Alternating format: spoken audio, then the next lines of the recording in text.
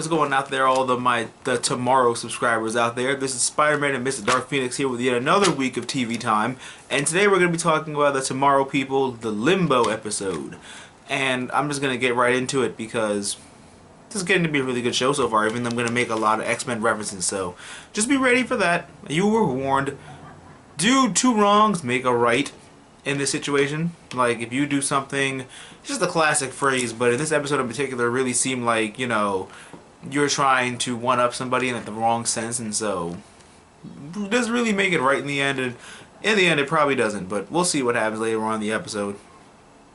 Teleporting has some adulterous and sexy advantages, because you could stay where you want, and then when they're coming, you just leave, and then do what? Have an affair we all knew was going to happen since the first episode? Like, you're not surprising anybody. We knew you guys were going to bang anyway, so it's pretty much, no, you can't lie to the viewers. Like, you can't lie to everybody else. Someone who uses powers for bad needs to be caught. So now we have another villain we have to take care of. A small villain, but a villain nonetheless.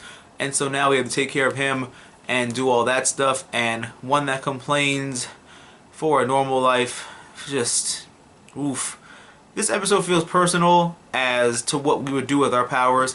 If you're a sports star, would you use your powers to be a bigger sports star? Would you use your powers to get all the people, get all the girls or whatever, and do all of that? So that's adds like a personal feel to us as to what we would do to use our powers if we had them. Like, if you guys have the powers on the show, leave a comment down below and explain what you would use them for and all that good stuff, and just see how we go from there. My powers probably be fire-based, because why not? Either that, or I would get into a lot of bar bets, or I would be a street performer. I'd make a lot of money. I'd be really good on the boardwalk sometime. The truth comes out, and can we really get past it now? It took a really long time for you to admit this happened, even though you complained at him for being able to do one thing for like 4 episodes. So now you do the typical thing, you try and hurt him, and it doesn't work, and I don't know about you guys, but I prefer Kara and Steven anyway, so I got no problem with what's-his-face, but it just seems like she's content with him because he's the leader and they need to put up fronts. But yes, that's another theory for another episode or discussion. If you want to discuss it with me, you're more than welcome to. I'm glad to discuss it, but let's just get right to it now. Cock blocking is not cool, as we accidentally use our powers because we haven't fully mastered them yet.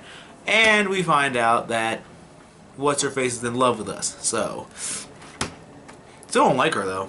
So it's not going to change anything. Because I'm in love with you doesn't change anything. I still don't like her character, so no. I don't care with you. I'm glad he read her mind accidentally, even though he's stupid for not seeing it, but it's fine. A mutant inhibitor collar is a new fashion statement. Yeah, I went there because he got that little fancy little thing on his wrist to stop his powers and whatnot, which actually seems like an easier alternative when you catch them versus just taking their powers and possibly killing them altogether. I'm not Ultra, so I don't know how they do stuff, but it would just seem easier to slap a collar on them. Although I don't think they have a lot, so maybe that's the reason. But anyway, X-Men references aside, sabotage seems like good revenge, doesn't it? Seems like, you know, you get all the good stuff, and then, you know, you purposely make a plan that works, and then you get to sabotage everybody. And we finally get to get the aggression out, which is pretty much why they fight in the first place, because why not fight? And then Mom Voice comes in, and damn, like I said in a previous episode, Kara is hot when she's mad.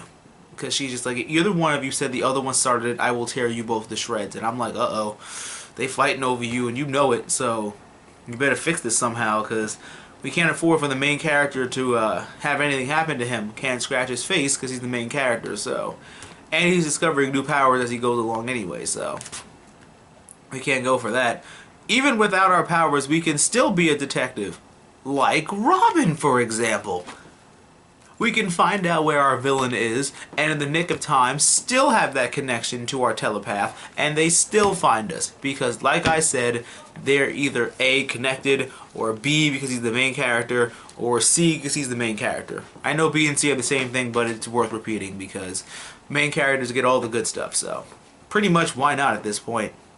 Hilarious, we're even monologue, and I loved it. I thought it was really funny. It's like, well, I gave him CPR and you did it, so I guess we're both even for making out with him now. So I just thought that was funny. Thought it was a really cool way to end that little feud right there. There's still going to be a little bit of bad blood, but not a lot, so just have to basically watch ourselves now around certain stuff. Lies of love keep the peace or cause feelings? Or they basically cause chaos? Is she hiding from this love for Steven because she feels she has to be with him?